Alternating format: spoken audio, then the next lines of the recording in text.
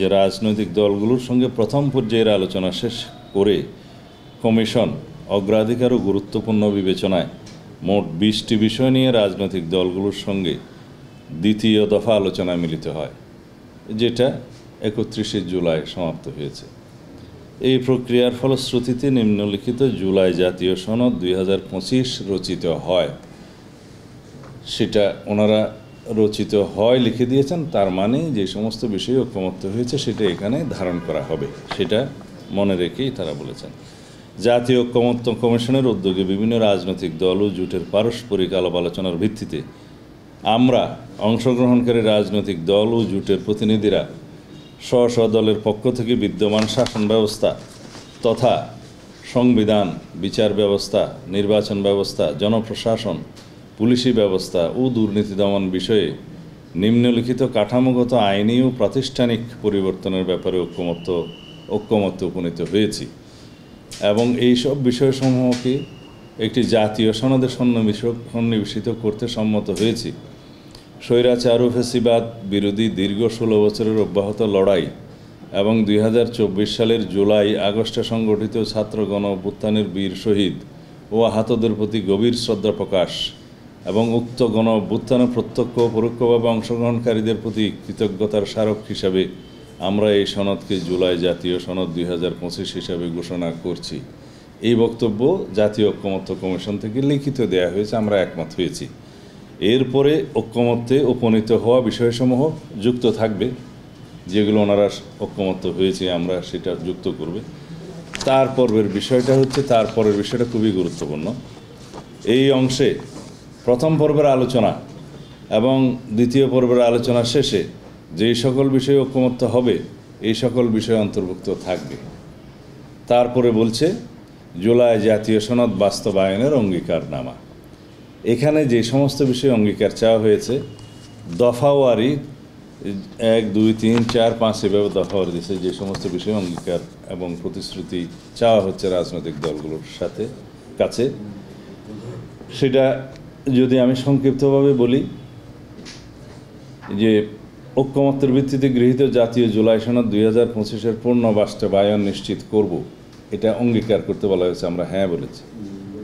তারপরে জুলাই জাতীয় সনদ 2025-এ দেশের শাসন ব্যবস্থা তথা সংবিধান, বিচার ব্যবস্থা, নির্বাচন ব্যবস্থা, জনপ্রশাসন, পুলিশি ব্যবস্থা ও দুর্নীতি দমন ব্যবস্থার বিষয়ে যেসব প্রস্তাব সুপারিশ এই সনদে লিপিবদ্ধ রয়েছে সেগুলো বাস্তবায়নের জন্য সংবিধানের প্রয়োজনীয় সংশোধন, পরিমার্জন এবং বিদ্যমান আইনের প্রয়োজনীয় সংশোধন, পরিবর্তন, পরিমার্জন এবং নতুন আইন প্রণয়ন, প্রয়োজনীয় বিধি প্রণয়ন বা বিদ্যমান বিধি ও প্রবিধির পরিবর্তন বা সংশোধনের প্রতিশ্রুতি দিচ্ছি এবং পরবর্তী জাতীয় সংসদ নির্বাচনের মাধ্যমে সরকার গঠনের 2 বছরের মধ্যে সম্পন্ন করতে, বাস্তবায়ন নিশ্চিত করতে এবং এইসব সংস্কার টেকসই করতে অঙ্গীকার জ্ঞাপন করছি। এই প্রস্তাব জাতীয় ঐকমত্য কমিশনের, আমরা একমত হয়েছি। জুলাই জাতীয় সনদ 2025 বাস্তবায়নের প্রতিটি ধাপে আইনি ও সাংবিধানিক সুরক্ষার পূর্ণ নিশ্চয়তা বিধানে আমরা দৃঢ় প্রতিজ্ঞ। এই প্রস্তাব ঐক্য কমিশনের, আমরা একমত হয়েছি। গণতন্ত্র, মানবাধিকার, ন্যায় বিচার প্রতিষ্ঠার জন্য অব্যাহত সংগ্রাম ও রাষ্ট্রীয় সম্পদ লুটপাটের বিরুদ্ধে অবস্থান নেয় গুম, খুন, বিচার বহির্ভূত হত্যা, হামলা, মামলা ও সীমাহীন নিপীড়নের শিকার হয়েও দীর্ঘ 16 বছরের অব্যাহত লড়াই এবং 2024 সালের জুলাই আগস্টের বৈষম্য বিরোধী ছাত্র আন্দোলন, গণতান্ত্রিক আন্দোলন ও ছাত্র গণ অভ্যুত্থানের ঐতিহাসিক তাৎপর্যকে সংবিধানে যথাযোগ্য স্বীকৃতি দিতে অঙ্গীকারাবদ্ধ থাকব। এই প্রস্তাব ঐক্য কমিশনের, আমরা একমত হয়েছি।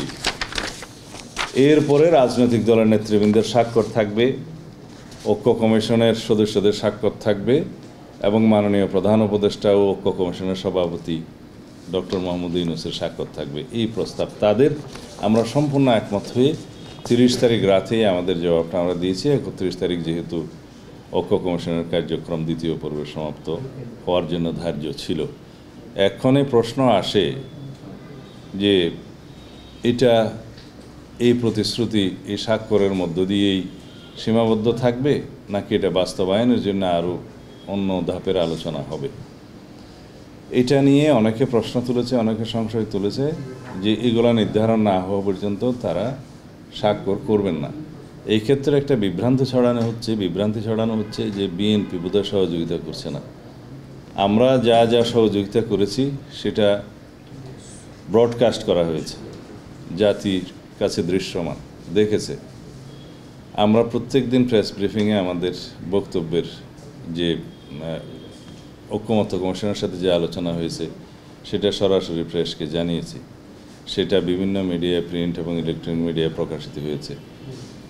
এখন সর্বোচ্চ সহযোগিতা যেখানে বিএনপি দিয়ে গেল এবং দিয়ে যাচ্ছে, সংস্কার কার্যক্রম এবং সংস্কার যেহেতু আমাদের এই অঙ্গীকার, আমাদের এই প্রতিশ্রুতি, ৩১ দফা বাস্তবায়ন করা আমাদের প্রতিশ্রুতি জাতির কাছে।